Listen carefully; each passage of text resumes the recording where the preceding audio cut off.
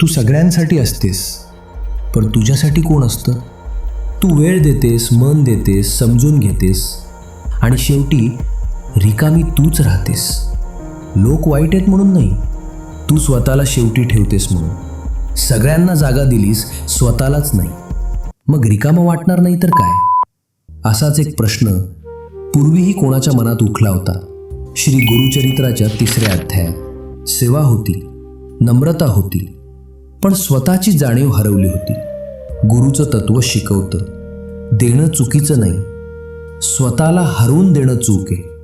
आणि तीच गोष्ट आज तुझ्या आयुष्यात घडतीये. थकवा कामाचा नाही, स्वतःपासून दूर गेल्याचा आहे. आजपासून 7 दिवस फक्त 5 मिनिटं शांत बस, फोन बाजूला ठेव आणि स्वतःला पुन्हा भेट. तू स्वतःची झालीस तरच जग तुझं होईल. सुरू करत असशील तर कमेंटमध्ये सुरू लिही.